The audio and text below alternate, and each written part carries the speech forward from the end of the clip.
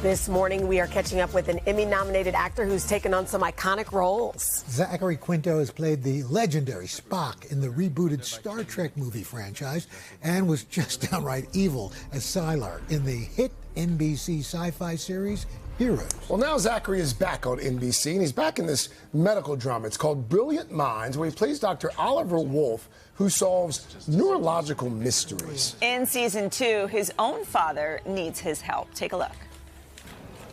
What do you need? For you to approve a SPECT with dopamine transporter scan. Without any evidence that your father actually needs one? I'm sorry, I cannot do that. There are a million more important things that I'm trying to deal with here at this hospital. Dr. Wolf, is this a bad time?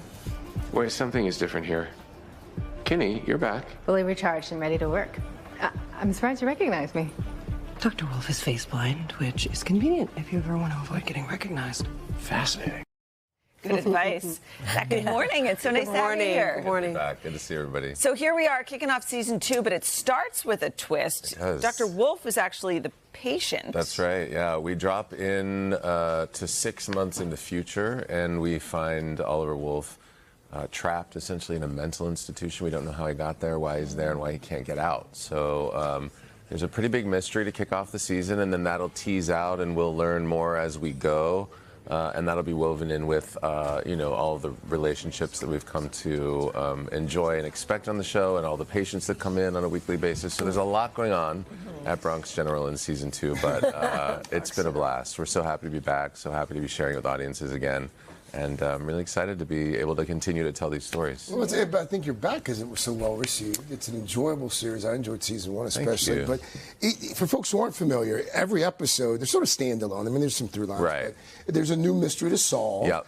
And your character is based on a real-life doctor. It is based on an iconic neurologist and acclaimed author, Oliver Sacks, who lived and worked primarily in the 20th century and was a real iconoclast. He did whatever it took to really advocate for and work on behalf of his patients. He was an incredible man, and he wrote many, many case studies, and there are many anthologies of his experience with his patients. Has any of his research informed your character at all? So much. More when we were getting ready to start the series, because we are telling a fictionalized version of a story that's inspired by his life. It's not actually his life. But he wrote an incredible memoir called On the Move, and many articles, many case studies of patients that I dove into when we were getting ready to start the first season, and I can always go back to them for inspiration and for a refresher when it's helpful, which I do.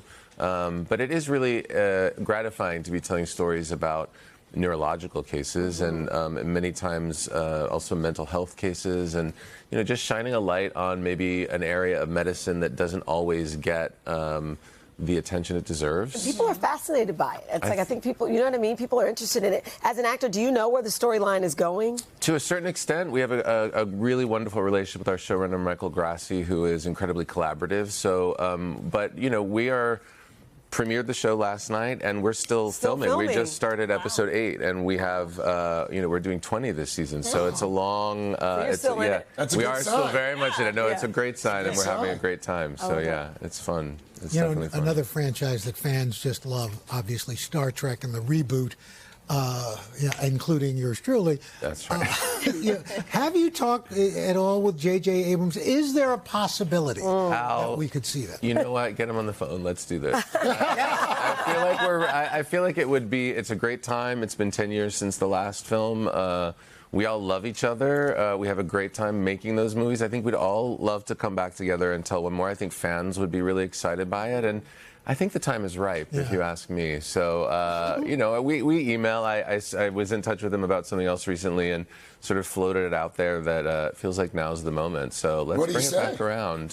There's the possibility, but I feel like there's always the possibility. For years, there's scripts circulating, there's directors attached. I think we just need to lock it down and clear our schedules. Let's do it. Especially since you had such a great relationship with Leonard Nimoy, the original Spock. Absolutely. And his wife, Susan Nimoy, was actually a guest star on the first season of Brilliant Minds. She came up and did a wonderful episode, and we're still very much in touch and very close. I adore her. And Leonard was a big influence in my life, and I'm certainly grateful for that. But would love to put back the ears on. So let's Put the ears back.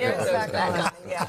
Zach, thank you so much for being here. We Thank you. It's always good to be here. Thanks for having me. And new episodes of Brilliant Minds air Mondays at 10 p.m. on NBC. And if you missed last night's season 2 premiere, you can catch up now on Peacock. Hey, thanks for watching. And don't forget, you can catch the Today Show every morning on NBC or take Today when you're on the go. Just follow the Today podcast on Apple Podcasts, Spotify, or wherever you listen.